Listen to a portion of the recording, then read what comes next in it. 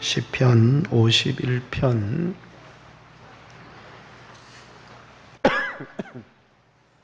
13절.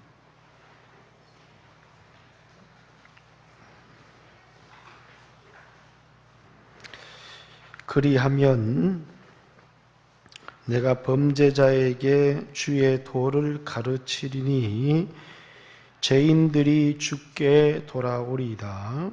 하나님이여, 나의 구원의 하나님이여, 피 흘린 죄에서 나를 건지소서. 내 혀가 주의 의를 높이 노래하리이다. 주여, 내 입술을 열어주소서. 내 입이 주를 찬송하여 전파하리이다. 주께서는 제사를 기뻐하지 아니하시나니 그렇지 아니하면 내가 드렸을 것이라. 주는 번제를 기뻐하지 아니하시나이다. 하나님이 구하시는 제사는 상한 심령이라. 하나님이여, 상하고 통회하는 마음을 주께서 멸시하지 아니하시리이다. 주의 은택으로 시온에 선을 행하시고 예루살렘 성을 쌓으소서. 그때 주께서 의로운 제사와 번제와 온전한 제사를 기뻐하시리니 그때에 그들이 수소를 주의 제단에 드리리라. 아멘. 할렐루야. 옆사람하고 즐거운 시간 보내셨습니까? 이렇게 인사 한번 하겠습니다.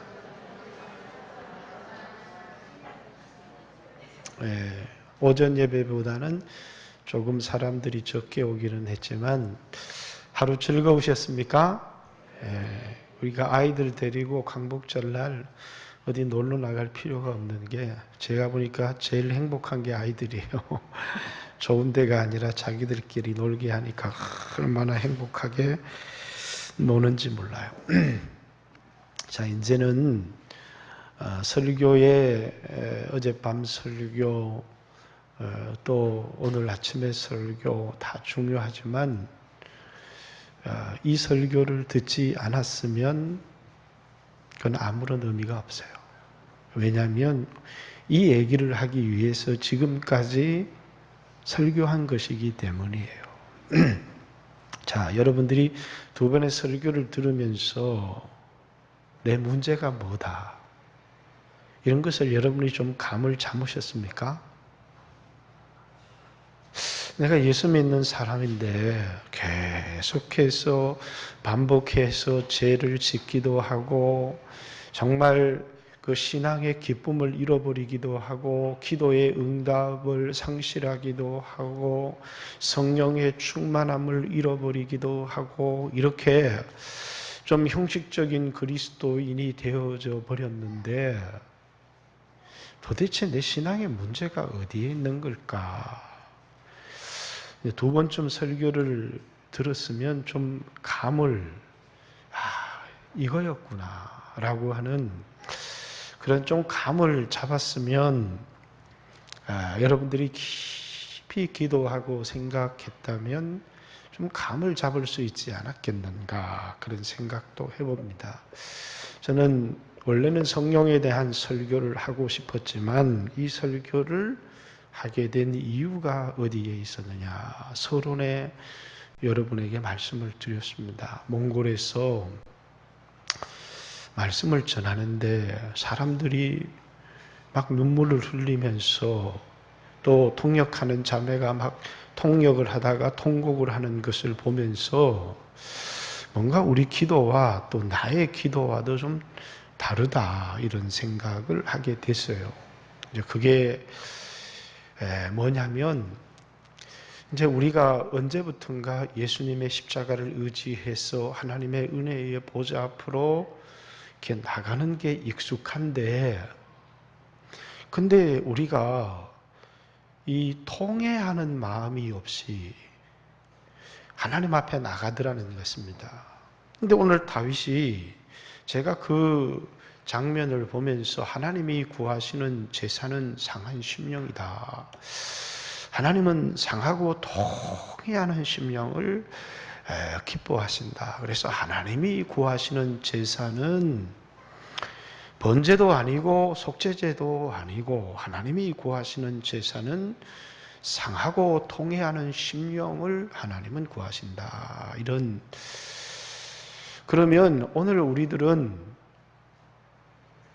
하나님 앞에 예배하러 나갈 때 예수님 십자가를 의지합니다. 예수님이 나를 위해서 행하신 그 피의, 그 예수의 보혈을 의지해서 하나님 앞에 나갑니다. 여러분, 이것이 잘못된 것입니까? 그렇지는 않을 거예요. 그런데 우리에게 찢겨진 마음이 없다는 것, 상하고 통회하는 심령이 없다는 것, 이게 도대체 뭘 의미하는 걸까? 처음 예수님을 믿었을 때는 막 회개할 때 가슴을 찢고 그렇게 통회하며 하나님 앞에 눈물로 기도하기도 했는데 어느 순간부터 우리는 나의 변화는 조금도 없이 내 삶에는 어떤 희생도 변화도 바꿈도 없이 우리 뭐만요? 예수님의 피만 의지해서 하나님 앞에 나가서 은혜를 얻어내려고 했고 하나님 앞에 나가서 축복을 얻어내려고 했고 하나님 앞에 나가서 기도의 응답을 얻어내려고 했고 또 성경이 그렇게 말하고 있지 않느냐고. 그런데 내 마음에는 여전히 죄를 기뻐하고 그래서 예수의 피를 의지해서 하나님 앞에 나가기는 하는데 뭔가 찜찜한 게 있더라는 것입니다. 성령께서 주시는 그런 기쁨이나 구원의 확신, 예수의 피를 의지하고 나가면 막 담대하고 구원의 확신이 들어야 되는데 뭔가 그렇지 못한 뭔가 우리의 신앙의 문제가 있더라는 거예요. 그게 뭐였을까요? 도대체 뭘까? 여러분 그리스도인입니까? 이 질문을 여러분 그리스도인입니까? 그러면 그리스도인이라는 사람의 정의는 뭘까요?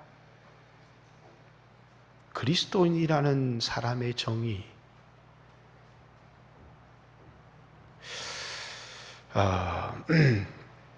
마태복음 7장에 보면 주여 주여 하는 자들이 다 천국에 들어갈 것이 아니요 내 아버지 뜻대로 행하는 자라야 들어가리라. 이 말이 우리에게 굉장히 부담이 되는 말씀입니다. 그런데 어떤 사람들이 주의 이름으로 선지자 노릇을 했습니다.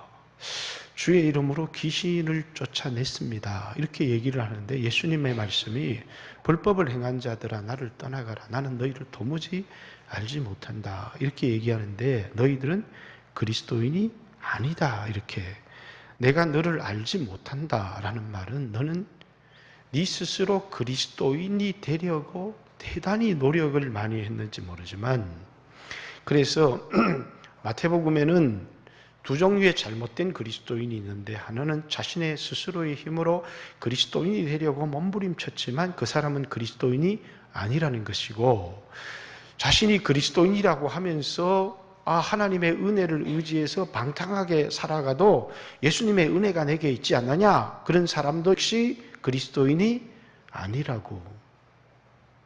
그리스도인이라고 하는 사람의 정의는 뭐냐면 이거예요.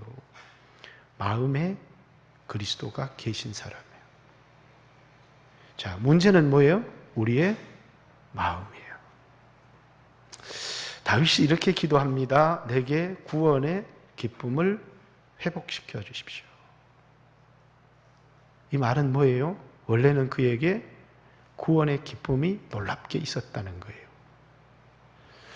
그런데 어느 순간에 구원의 기쁨을 잃어버렸어요.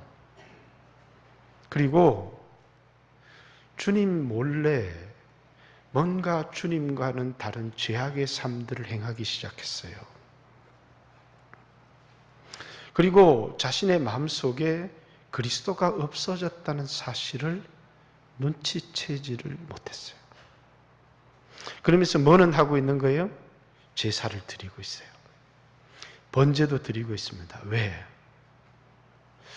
하나님께서는 이 제사, 이 번제, 예수님의 십자가의 보혈을 의지해서 예배를 드리면, 우리가 죄인이라고 할지라도 예수님의 피 때문에, 또 예수님의 십자가 때문에 우리에게 은혜를 베풀어 주시고 우리에게 긍휼을 베풀어 주시고 우리의 죄를 사해 준다고 하는 이 교리에 우리는 너무나 익숙하고 너무나 잘 알고 있기 때문이죠.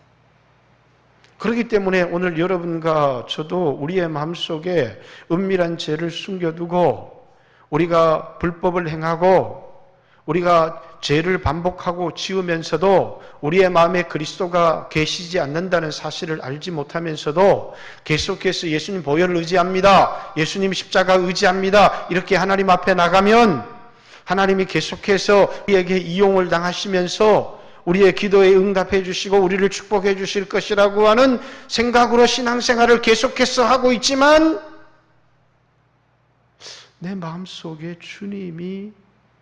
주님의 임재가 사라져버렸다는 사실을 깨닫지를 못한 거예요. 우리는 예수의 보혈을 의지하고 나가야죠. 우리는 속죄제를 드려야 되고 번제를 드려야 돼요. 그런데 그리스도인이 어떤 사람이냐면 이 마음속에 예수님을 모셔드린 사람이에요.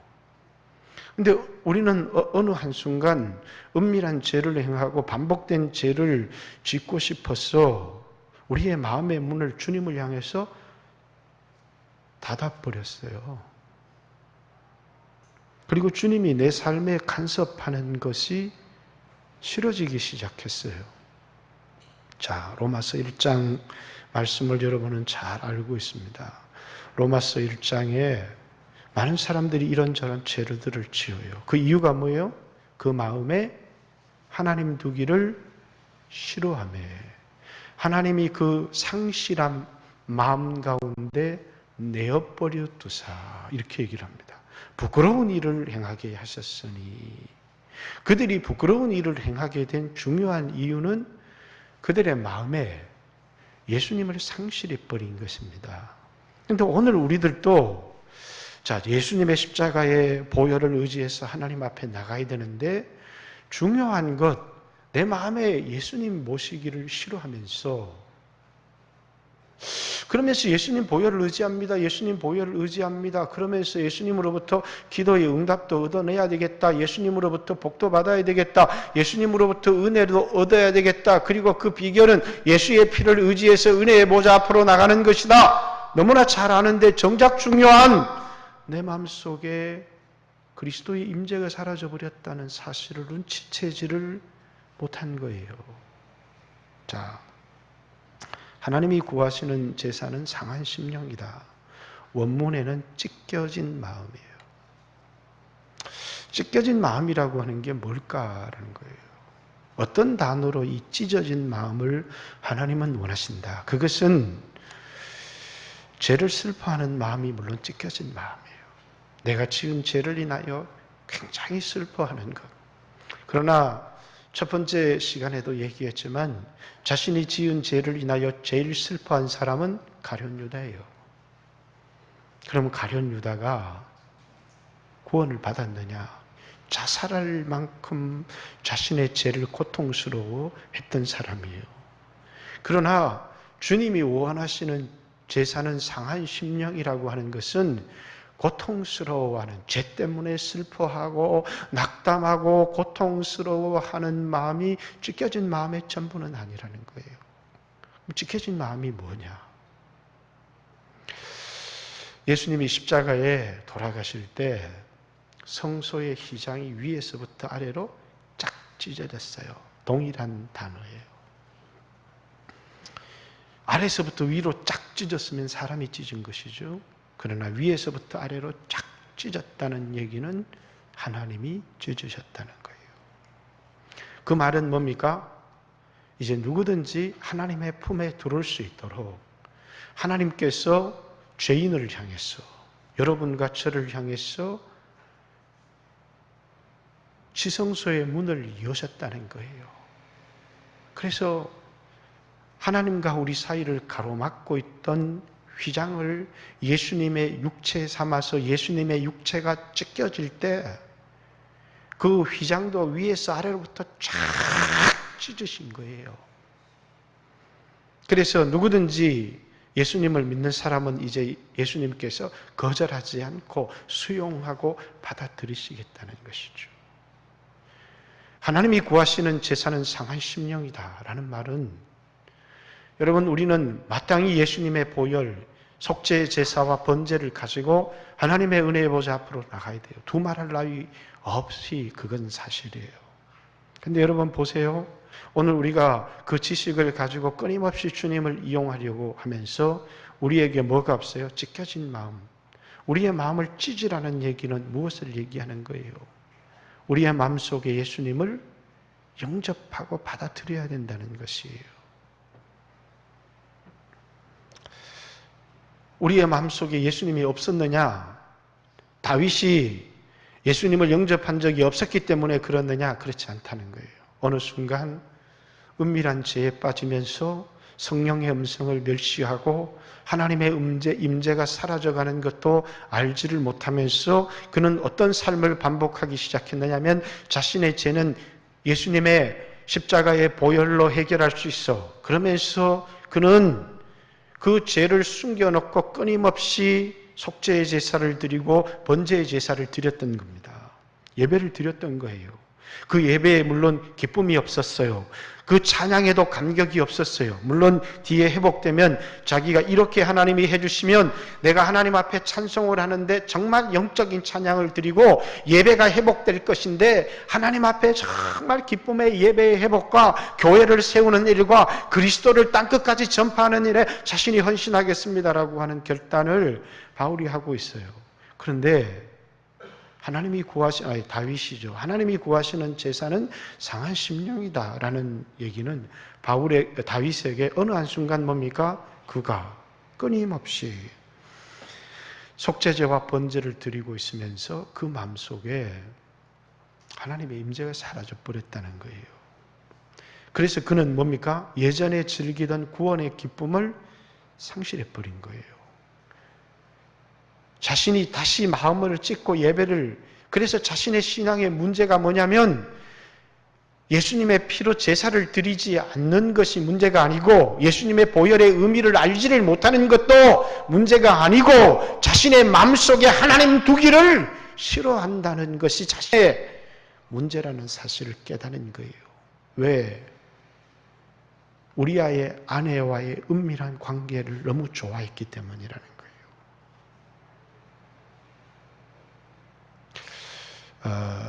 계속해서 죄에 대한 이야기를 짚어낸 이유가 있어요. 자, 그리스도인은 어떤 사람이냐? 자신을 점검하는 사람이 그리스도인이냐? 자신을 반성하고 성찰하는 사람이 그리스도인이냐? 자, 여러분 자기 점검이라는 단어 알죠? 빛으로 자기를 이렇게 점검해 보는 거예요. 그 다음 제 자기 반성. 여러분 자기 반성과 자기 점검 단어가 좀 어렵나요? 어떤 차이를 가지고 있어요? 여러분 계속해서 이 설교를 통해서 여러분은 저도 제 자신을 점검해보고 또 여러분도 여러분 자신을 점검해 보라고 이미 말씀을 하고 있는데, 그리스도인은 자기 반성에 익숙한 사람인가요? 자기 점검에 익숙한 사람인가요?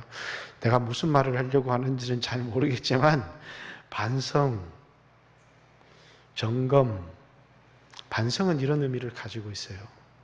자기를 돌아보고 나는 이런 약점이 있고 나는 이런 문제점이 있고 그것을 자기 스스로 끊임없이 고쳐가려고 하는 사람이에요.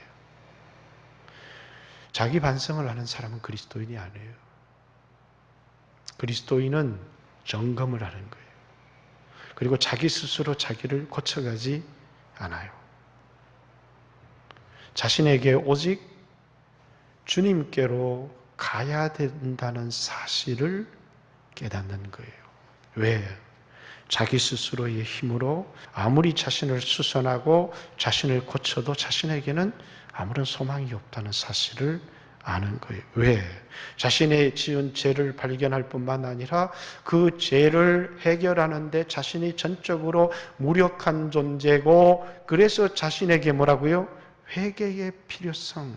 내가 회개라고 하는 것은 자기를 학대하는 것이나 양심의 가책을 느끼는 것이나 자신의 지은 죄를 인하여 괴로워하는 것이 아니라 그리스도께로 가야 된다는 사실을 아는 것이고, 그리고 자신의 문제가 자신의 이 부패한 본성인데 새로운 성품, 오늘 오전에 내가 중생해야 되고 거듭나야 되고 새로운 성품의 필요성을 느끼면서 그것은 뭐밖에 없다는 사실을 깨닫는 거예요.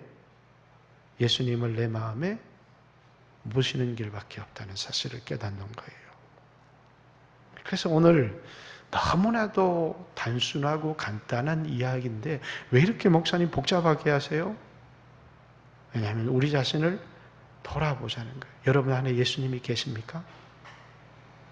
사실 이 얘기를 하고 싶었던 거예요. 아니 목사님, 제가 30년을 교회 다녔어요. 예수님 없이 제 안에 교회 다녔겠습니까?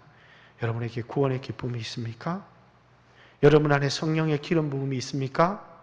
여러분 안에 죄를 이기는 힘이 있습니까? 여러분 안에 새로운 성품이 있습니까? 이걸 돌아봐야 된다. 우리는 어느 순간 내 마음속에 우상을 두기 시작했어요. 어떤 사람은 그것이 음란함일 수도 있고, 어떤 사람은 그것이 돈일 수도 있고, 어떤 사람은 그게 도박일 수도 있어요. 도박을 하는 사람은 손을 끊어도 그 도박을 끊어낼 수가 없는 거예요. 자신의 삶을 바꾸려고 아무리 몸부림쳐도 바꿀 수가 없는 거예요. 자기 안에 있는 주인이고 우상이에요. 끊어낼 수가 없는 거예요.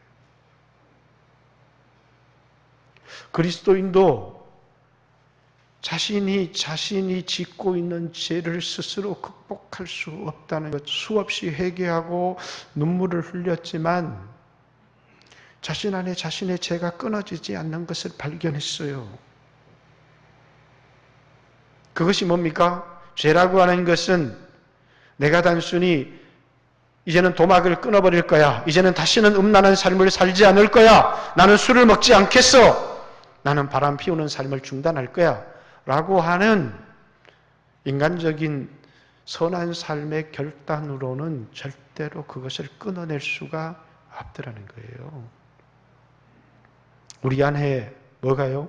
그것이 우상으로 자리 잡고 있는 한 어느 한순간 내 자신이 내가 지었던 죄를 슬퍼하고 하나님 앞에 그 죄를 고통스러워하면서 내가 이제는 이런 삶을 살지 않겠다는 선한 결단으로만큼은 그 죄를 절대로 이겨내지 못하더라는 거예요.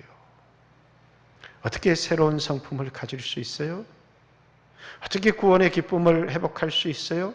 어떻게 내가 새로운 삶을 살아갈 수 있어요? 아무리 새로운 삶을 살려고 몸부림쳤지만 우리는 계속 실패를 경험해 왔어요. 이유가 뭐였을까요? 우리 안에 주님이 계시지 않았다는 거예요. 주님은 이 사실을 점검하고 싶었던 거예요. 다윗이 계속 죄를 지었을까요? 아니었어요. 어느 순간부터 죄를 이길 수 없는 순간이 있었어요. 자신의 마음에서 주님이 사라지고 밧세바가 자신의 마음에 자리 잡는 순간부터 그는 자신의 마음에 예수님을 주인으로 삼는 삶을 내려놓고, 그리고 뭡니까? 계속해서 주님과의 관계를 예수님 보혈을 의지합니다. 예수님 보혈을 의지합니다. 예수님 보혈을 의지합니다. 그 보혈을 의지하면서 하나님 앞에 나가서 내 죄 사함 받은 것에 대한 확신을 갖고 싶었고 마음에 평안을 얻고 싶었지만 어느 날 나단 선지자가 와서 바로 당신이요 라고 할 때 그는 자신의 죄의 문제가 하나도 해결되지 않았다는 사실을 깨닫게 된 거예요. 그는 어떤 순간에 그 자신이 드렸던 속죄의 제사와 번제의 제사가 자신이 지었던 모든 죄를 해결했다고 생각했을 거예요. 왜?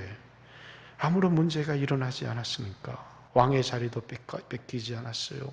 군대도 가는 곳곳마다 승전보를 울려왔고요. 자신의 왕권은 더욱더 견고해져만 갔어요. 아무런 문제가 없었어요. 단지 자신의 마음속에만 뭡니까? 옛날에 누렸던 그 구원의 기쁨이나 자원하는 심령이나 성령의 기름 부음이나 하나님을 향한 열정들은 사라져갔지만 그것은 알아차리지를 못했어요. 그러나 나단 선지자가 와서 바로 당신이요 하는 그 순간에 정신이 번쩍 들기 시작했어요. 왕의 체면이건 모든 것을 잃어버리는 것 떠나서 자신의 죄가 용서되지 못했다는 것과 그리고 자신에게 정말 그 모든 것을 잃어버린 것보다 더 심각한 죄의 문제가 자신에게 있다는 사실을, 결국은 뭘 잃어버렸다는 거예요? 하나님을 잃어버렸다는 사실을 깨달은 것입니다. 그래서 그는 왕의 자리도 지켜주십시오. 자식의 생명도 지켜주십시오. 나라도 보존해 주십시오. 다 필요 없어요. 주님의 성령, 그 성령이 내 안에 거치지 않게 해주십시오. 그러면서 하나님이 구하시는 제사가 찢어진 마음이라는 사실을 알게 되었어요. 그리고 주님이 자신 안에 다시 오셔서 주님이 자신 안에 다시 오시게 될 때 우리는 뭡니까? 그 주님이 내 안에 오셔서 나에게 새로운 성품도 성령의 기름 부음도 주시고 새로운 삶을 나에게 주신다는 것이에요. 주님을 믿는다고 하는데 새로운 삶이 없어요. 주님을 믿는다고 하는데 새로운 성품도 없어요. 주님을 믿는다고 하는데 기쁨도 없어요. 그 주님을 믿는다고 하는 의미가 도대체 뭐냐는 거예요. 많은 사람들이 예수님을 믿는다고 해요. 그런데 많은 사람들이 예수님을 영접했지만 저는 구원의 즐거움을 잃어버린 사람들도 하나님과의 형식적인 관계에 머물러 있는 많은 사람들도 다 하나님의 백성이요 그리스도인이라는데 조금도 덜끔만치도 의심이 없어요. 그런데 자기가 철저히 그리스도인이라고 믿었지만 주님 앞에 섰을 때 주님이 그리스도인이 아니다라고 말할 사람들이 분명히 있어요. 그 사람은 자신의 마음속에 예수님을 영접한 적이 없는 사람이에요. 다윗은 그 마음속에 예수님을 영접한 적이 있었고 구원의 기쁨이 있었고 말할 수 없는 감격이 있었어요. 그러나 어느 한순간 자신의 마음의 문을 주님을 향해서 닫았어요. 왜? 밧세바와의 은밀한 관계를 즐기는 것과 주님을 함께 마음에 모시고 살아가는 것은 불가능했기 때문이에요. 우리는 두 개를 다 함께 가질 수가 없어요. 오늘 여러분과 저도 왜 주님을 우리의 마음에 두기를 싫어할까요? 주님이 내 모든 삶에 간섭하는 것은 원하지 않아요. 주님이 오셔서 내 삶의 주인이 되기를 원하지 않는다고요. 예수를 믿지만 여전히 내가 은밀한 삶을 즐기고 싶어하는 마음들이 우리에게 여전히 남아있어요. 그것 때문에 우리는 뭡니까? 주님을 향해서 예수님 믿습니다. 그러면서 언제나 예수님의 십자가의 보혈의 의미는 나의 성공을 위해 나의 축복을 위해 이용하는 것이지 정말 주님과의 친밀한 관계를 원하시는 것. 나는 주님을 원해요. 나는 주님밖에 없어요. 주님이 나의 모든 것이에요. 주님을 잃어버리면 내 모든 기쁨을 잃어버려요. 나는 정말 간절히 주님이 내 마음속에 오셔서 내 삶의 주인 되시기를 원해요. 나에게 새로운 성품을 만들어주기를 원해요. 내게 새로운 인생을 살아가는 기회를 나에게 주시기를 원해요. 이렇게 하지 않는다는 거예요. 어쩌면 여러분에게 거부감이 들 수도 있어요. 그러나 오늘 저를 비롯해서 많은 사람들의 마음속에 점검해 봐야 될 내 마음속에 주님이 계신가를 점검해 봐야 된다는 거예요. 주님의 임재가 있는가. 우리는 어느 순간 회개를 주님을 이용하기 위해서 회개합니다. 자신을 점검하는 사람은요, 항상 자기를 반성하는 사람은 어떻게 살아가요? 끊임없이 자신을 고쳐서 좋은 그리스도인이 되려고 해요. 왜? 자신을 고치면 좋은 그리스도인이 될 수 있다고 생각해서 끊임없이 자신을 고치려고 하죠. 그는 그리스도인이 될 수가 없어요. 끊임없이 자기를 반성하며 자기를 고쳐서 좋은 그리스도인이 되려고 했던 사람들이 율법주의자들이에요. 예수님은 그들에게 그리스도인이 아니라고 말씀하시는 거예요. 그런데 자기를 점검하고 자신에게 뭡니까? 자신 스스로의 힘으로는 절대로 그리스도인이 될 수도 없고 새로운 삶을 살아갈 수도 없고 변화될 수 없다는 사실을 깨달은 사람은 자기에게 그리스도가 필요하다는 사실을 깨달아요. 그리고 누구를 바라보기 시작해요? 주님을 바라보기 시작해요. 왜 많은 사람들이 구원의 기쁨을 잃어버리고 왜 많은 사람들이 낙심하느냐? 끊임없이 자기를 바라보기 때문이에요. 우리는 뭐예요? 주님을 바라봐야 돼요. 또 우리의 삶도 내 안에 계신 주님을 바라봐야 돼요. 내 안에 계신 주님을 바라보지 않고 끊임없이 자기를 바라보고 있기 때문이라는 사실을 잊어서는 안 돼요. 주님이 어떤 분이세요? 여러분, 주님이 어떤 분이세요? 주님이 여러분을 거절하십니까? 그렇지 않습니다. 주님은 여러분을 사랑하십니다. 근데 끝까지 사랑하세요. 끝까지 기다리시고 끝까지 사랑하고. 그래서 다윗은 주님, 자기를 바라보니까 또 변할까 봐, 이 마음이 변할까 봐, 또 흔들릴까 봐 이렇게 기도하는 거예요. 주여, 나를 굳게 붙들어 주세요. 주여, 나에게 변치 않는 마음을 주세요. 내 자신을 바라보니까 난 너무나 나약하고 쓰러질 수밖에 없어요.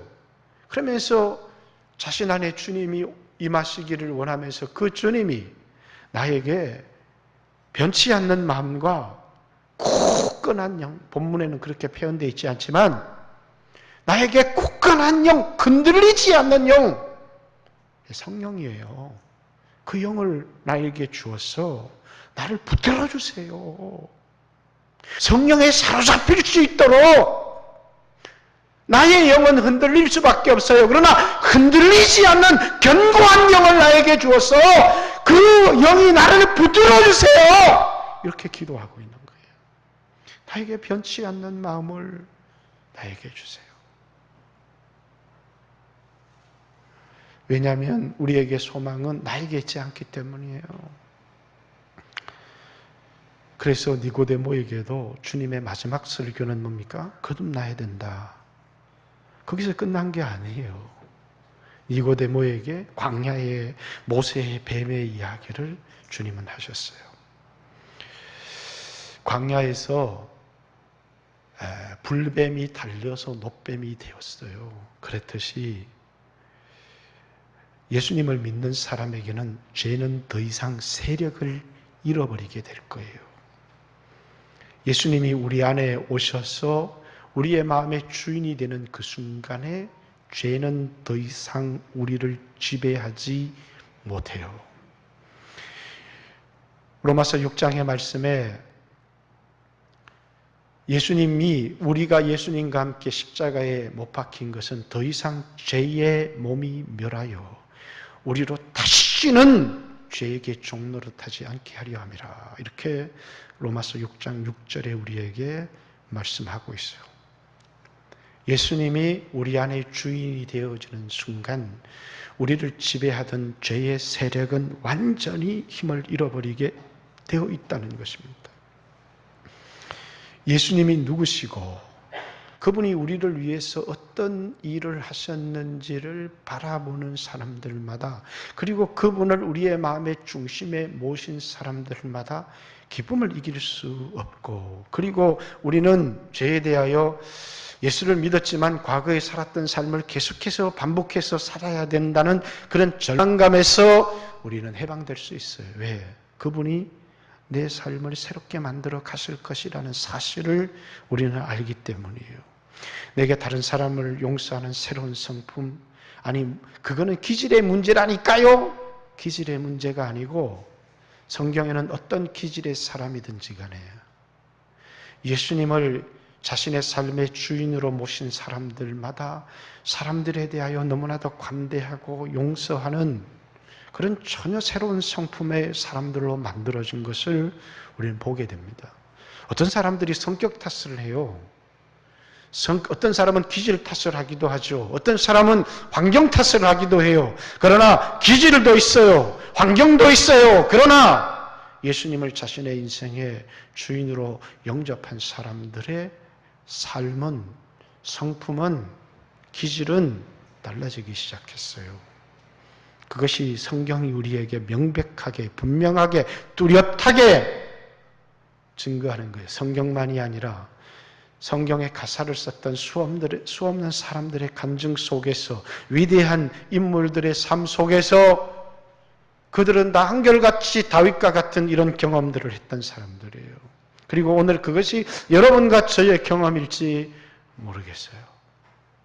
어느 한순간 우리는 우리의 마음의 우상을 드리기 시작했어요. 주님이 우리의 마음에 계셔야 될, 우리 마음은 주님의 성전인데 우리 마음에 우상을 드리니까 이 마음속에 주님의 임재가 사라지기 시작했어요. 우리는 그것을 알지를 못하기 시작했어요. 그러면서 뭡니까? 주님이 그건 아니야. 주님이 그건 아니야. 주님이 그건 아니야. 그런데 뭐라고요? 우리는 그걸 버릴 수 없어요.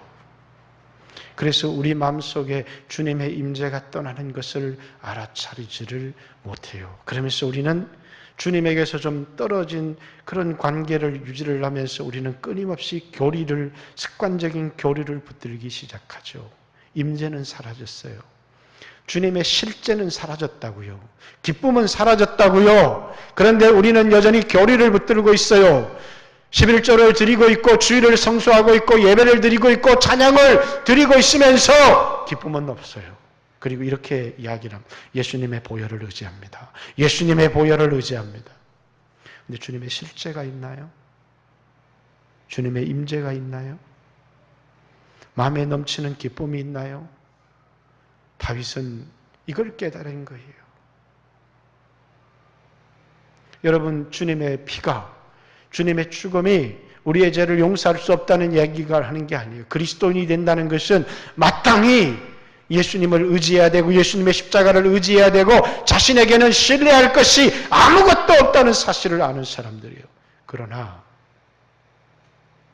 그걸 의지하면서 내 마음속에 예수님을 모셔드리지 않은 사람은 그리스도인이 아니라, 얼마나 많은 사람들이 이런 삶을 반복했을까요? 예수님을 믿는다고 하면서 그 예수님의 공로를 의지하려고 하면서 여전히 예수님은 모셔드리지 않고 나는 은밀한 예수님이 싫어하는 어떤 삶을 누리며 살기를 원했던 사람들, 그들은 처음 다윗처럼 기쁨으로 주님을 영접했던 사람들이에요.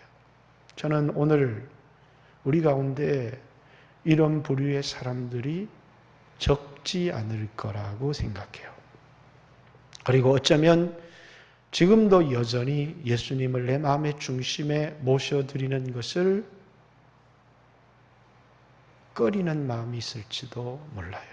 왜냐하면 그것이 우리에게 의미하는 바가 있거든요. 그건 뭐예요? 내가 이전에 즐기던, 은밀하게 즐겼던 모든 삶을 내려놓아야 된다는 것을 의미하기 때문이에요. 여러분, 그리스도인입니까? 다시 그리스도인의 정의가 뭐라고요? 주님을 마음에 모신 사람이에요. 그 마음에 하나님 두기를 싫어하기 때문에 그리스도인을 예수님의 십자가의 보혈을 의지하는 사람 맞아요. 그러나 그 이전에 하나님을 내 마음의 중심에 모셔드린 사람이에요. 그래서 오늘 우리 그리스도인들은 예수님의 십자가의 보혈을 의지하는 어떤 사람들요? 예수님을 이용해서 자기 자신이 잘 될 수 있고 평안할 수 있고 복될 수 있다는 이런 복음으로 평생을 살아가는 사람들, 예수를 믿으면서 삶의 변화가 일어나지 않는 사람들, 새로운 성품을 경험하지 못한 사람들, 주님이 주시는 놀라운 기쁨도 경험하지 못하는 사람들이 우리 가운데 넘칠 수 있다고 저는 생각합니다. 오늘 우리 자신을 다시 한번 점검해 봤으면 좋겠어요. 딱 이 질문이에요. 여러분 안에 주님이 계십니까? 지식 말고요, 교리 말고요, 실제 임재가 있느냐를 물어보는 것이에요. 다윗 같은 위대한 사람도 이런 경험을 했고요. 바울과 같은 사람도 많은 그리스도인들이 동일하게 했던 경험들이에요. 그들은 회개한다는 것을 죄를 뉘우치고 다시 내가 새로운 선한 삶을 살겠습니다라고 하는 선행에 대한 결단이 아니고 내 마음의 그리스도를 중심에 영접하는 거예요. 이것이 회개라는 것을 여러분에게 말씀드리려고 이 길고 복잡한 이야기를 해온 거예요. 우리 자신을 점검해 보는 시간을 가졌어요. 우리에게 새로운 성품 거듭나야 된다라고 하는 필요성도 나누었어요. 그러나 이 모든 것의 핵심은 예수님의 십자가에 있기도 하지만 우리 자신 마음의 중심에 예수님을 모셔드리는 마음을 찢어야 된다는 이야기를 하는 것이. 하나님의 약속이 뭐예요? 새 언약이. 이 마음에 예수님을 영접하지 못했던 수 없는 하나님의 백성들에게 예수님을 보내주시겠다는 거예요. 그 예수님이 오시면 어떤 일이 우리 가운데 일어나느냐면 우리의 이 단단했던 마음, 굳었던 마음을 하나님이 막 갈아엎어서 기경해서 부드러운 마음을 주시는데 그것이 성령이 우리에게 주시는 새로운 심령이라는 거예요. 너희 굳은 마음을 제거하고 너희에게 부드러운 마음을 주실 것인데 우리 마음속에 예수님을 영접하는 순간에 일어나는 역사가 뭐예요? 내 힘이 아닌 외부로부터 오는 성령의 능력으로 살아가는 그런 역사들이 우리 안에 시작된다는 거예요. 내 힘으로 할 수 없었던 놀라운 성품의 변화뿐만 아니라 삶의 변화들이 일어나기 시작하고 죄의 쇠사슬이 우리의 삶에 끊어지기 시작한다는 거예요. 그것이 성령에 대한 약속이에요. 우리에게 주신 새 언약. 죄는 끊을 수 없었어요. 성령이 오니까 죄는 끊어지기 시작하는 거예요. 우리는 새로운 성품을 가질 수 없었어요. 성령이 오시니까 우리는 새로운 사람이 되기 시작하는 거예요. 성화되기 시작하고 주님을 닮아가기 시작하고 놀랍게 우리를 향한 주님의 마음까지도 주님의 깊은 것까지도 이해하기 시작하는 거예요. 왜냐하면 주님이 우리 안에서 자신의 성품을 가르쳐 주시기 때문이고 아버지의 마음을 우리에게 가르쳐 주시기 때문이에요. 그러나 어느 순간 우리는 아버지의 마음에 관심이 없어졌어요. 우리가 즐기는 쾌락에 집중하기 시작했어요. 그러면서 내 자신을 고쳐보려고 몸부림쳤어요. 그러나 고칠 수 없었어요. 정답은 주님이 내 안에 오시는 것에 있는 거예요. 주님이 내 안에 오시는 내 마음에 주시겠다라고 하는 이 언약은 오직 새 언약이에요. 여러분 이것이 예수를 믿는 거예요. 그래서 성경은 예수 믿는 사람이 어떻게 계속 죄 가운데 살 수 있겠느냐? 끊임없이 죄를 짓고 살아갈 수 있겠느냐? 아니 목사님 예수 믿는 사람이 얼마나 예수 안 믿는 사람들보다 더 악독해질 수 있고 얼마나 죄 짓고 살아요? 예수 믿는다는 것에 대한 정의가 예수님의 십자가만 이용하고 예수님의 피만 이용하는 사람은 얼마든지 그럴 수 있어요. 가슴의 중심에 예수님을 모신 사람이 그럴 수 있을까요? 그럴 수 없어요. 회개는 예수님의 피를 이용하는 데 있는 것이 아니고 내 마음의 중심에 예수님을 모셔드리는 것에 있어요. 그래서 마지막 저는 여러분과 한 20분 정도 기도하기를 원해요. 한번 도전해 보기를 원해요. 여러분 자신이 솔직히 여러분 자신에 직면해 보기를 원해요. 지식은 있는데 주님이 내 안에 계신가? 내 안은 하나님의 성전인가? 그리고 주님은 우리 안에 오시기를 너무나 기뻐하셔요. 우리는 입술로 주님 오세요, 주님 오세요. 근데 내 마음을 청소하지 않아요. 주님이 오시도록. 그건 제가 성령 세미나 할 때 얘기했죠. 그건 립 서비스라고. 주님은 그런 말에 속지 않아요. 주님 오셔요 라고 할 때는 뭡니까?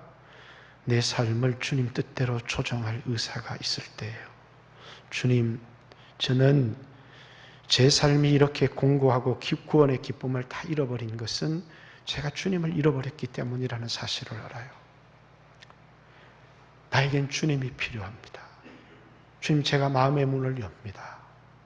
주님, 내 안에 다시 임재해 주세요. 내 삶의 주인이 되어 주세요. 오셔서 나와 함께 해 주세요. 주님이 없는 삶은 군대도 있고 여자도 있고 직장도 있고 돈도 있지만 아무런 행복도 아무런 기쁨도 없어요. 주님, 이제는 이 모든 것이 필요 없어요. 이젠 내가 주님이 필요하다는 사실을 알았습니다. 나는 주님과 함께 하기를 원해요. 내 남은 인생을 주님과 동행하기를 원해요. 이 기도를 정말 드릴 수 있는 사람들이 우리에게 얼마나 있을지는 저는 잘 모르겠어요. 이렇게 긴 시간 오랫동안 설교했지만 여전히 우리의 마음에 하나님을 두기를 싫어하는 나는 은밀한 나의 삶을 포기할 수가 없어. 그래서 여러분, 진정한 회개에 이르지 못할 진정한 회개는 성령을 주십시오. 예수 보혈 믿습니다. 그것이 우리에게 진정한 회개가 될 수 있겠느냐는 거예요.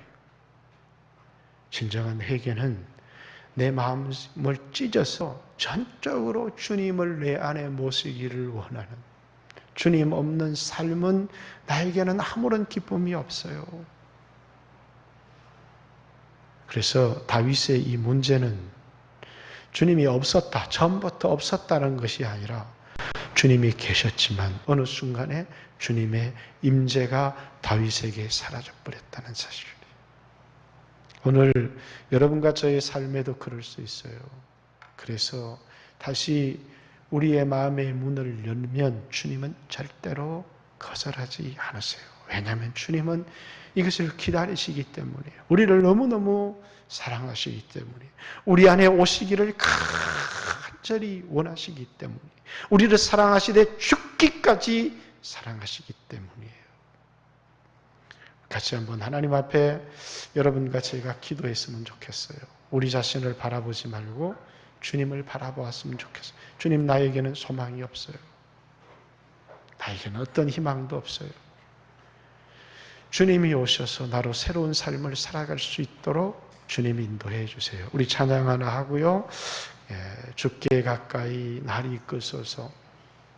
간절히 주님만을 원합니다. 우리 찬양 하나 하고 오늘 마지막 한 20분 정도 이제는